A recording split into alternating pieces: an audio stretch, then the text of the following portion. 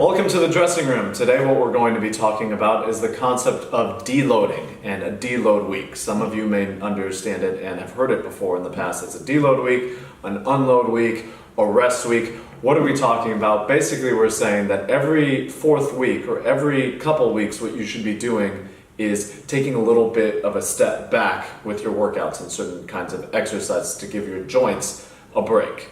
We won't get into the science in this video, and again, comment below if you want to get a little bit more into the science because we can definitely do that for you. But muscle grows and regenerates at a different rate than joints. And because of that, when you're just focusing on building your muscle and not scaling back, the muscle can overpower the joint and you can get injured. And we don't want that to be the case. So every so often when you feel like you need it, take a little bit of a step back in your workouts. What I like to do and what we recommend here at LMI is every fourth week, take a bit of a step back. Just build it into your program. Every fourth week, take a deload week. Now, how can you do that? There are a couple different ways that we like to approach it. Test them out, see what works for you, combine them, do one, or just do one or a couple of them. So the first way that you can go about taking a deload week is every fourth week, whatever exercise you were doing, let's say you were doing 8 reps of something,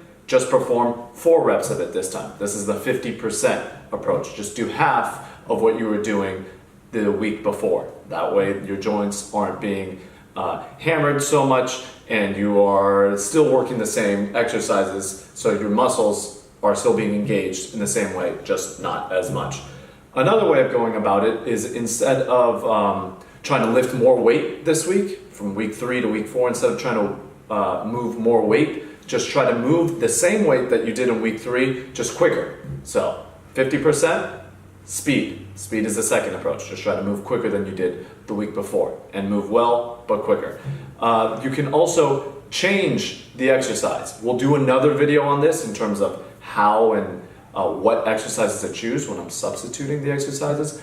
But in terms of changing the exercise, choose an exercise that engages the same body part, but make it different. So if you're doing a standing barbell shoulder press, do the same thing, but with dumbbells this time. You're still engaging your shoulders, same body part, but you're changing it up so that your body has to move in a different way, so it's not just the same repetitive motion that will hit your joints in the same exact way. So we have 50% speed, changing the exercise, and then also the fourth approach is to think about what you're doing with your cardio. If you've been doing a lot of HIIT training, a lot of circuits at the end of your workout and doing a lot of movement, maybe take a lighter jog this week, think about finishing off your workout just with a long walk. So mixing up the way that you do your cardio at the end of your workout or during your week is another way to take a step back and make sure that you're taking an appropriate deload week so that your joints can stay healthy.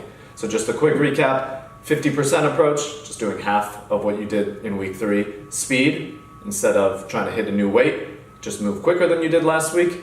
Changing up the exercise, so if you were using a barbell, now dumbbells, and mixing up your cardio, just making it a little bit less demanding of your body. So throwing in a deload week will keep your body healthy, fresh, and make you able to keep on making progress over the long term, which is ultimately the name of the game.